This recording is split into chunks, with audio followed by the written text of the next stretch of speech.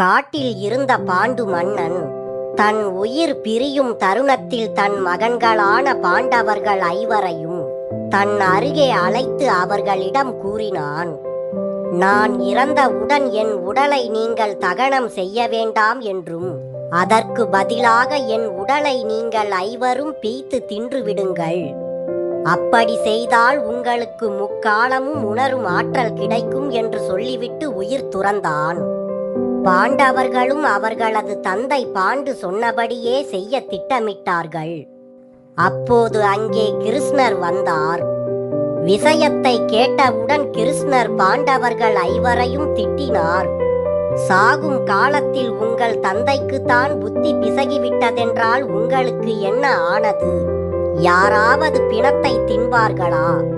வாருங்கள், விறகு எடுத்து வந்து உங்கள் தந்தையின் உடலை தகனம் செய்வோம் என்று பாண்டவர்களை அழைத்து சென்றார் கிருஷ்ணர்.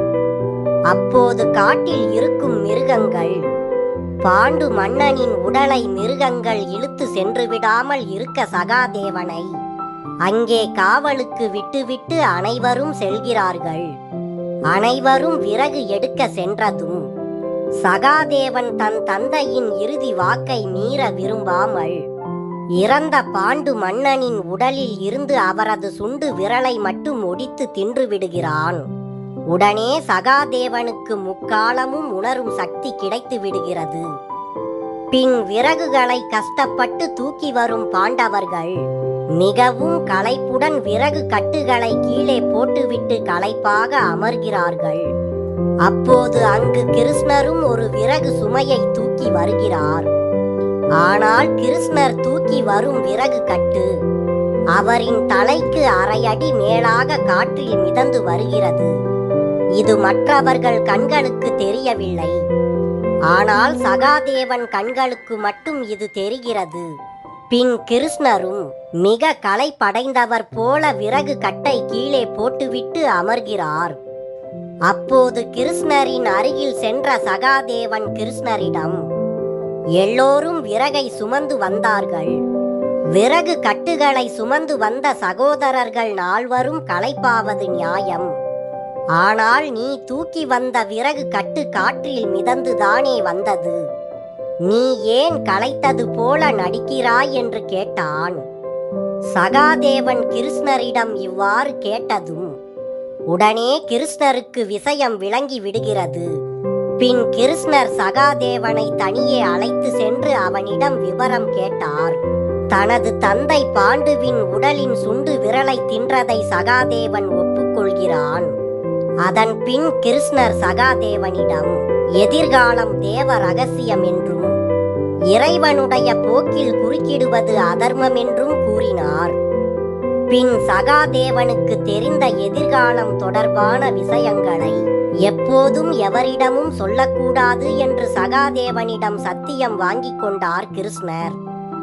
ஆனால் தனக்கு முக்காலமும் உணரும் ஜோதிட கலை ஆற்றல் தெரியும் என்ற ஆணவத்தால் சகாதேவனுக்கு சற்று கர்வம் அதிகமாகிவிட்டது.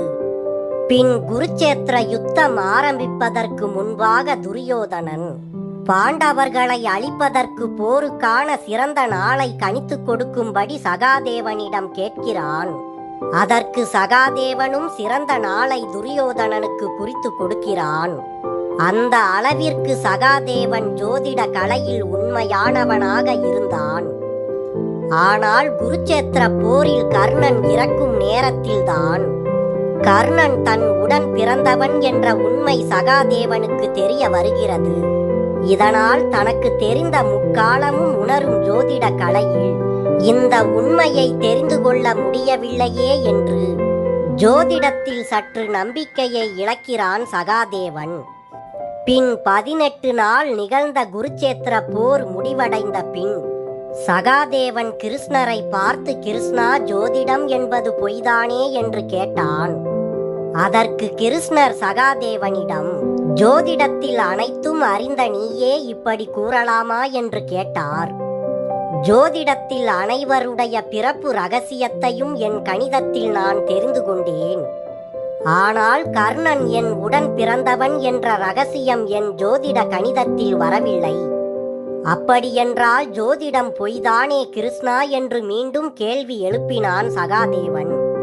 சகாதேவன் கூறியதை பொறுமையாக கேட்ட கிருஷ்ணர், அனைத்தையும் நீ ஜோதிடத்தில் தெரிந்து கொண்டால் பிறகு நான் எதற்கு என்று கேட்டார். கிருஷ்ணரின் இந்த பதிலை கேட்டவுடன் சகாதேவனுக்கு தூக்கி வாரி போட்டது. அப்போதுதான் சகாதேவன் எப்படிப்பட்ட சிறந்த ஜோதிடனாக இருந்தாலும் அனைத்தும் கடவுளின் பிடியில் மட்டுமே இருக்கிறது என்பதை உணர்ந்தான். அப்போது அடங்கியது அவன் கர்வம்.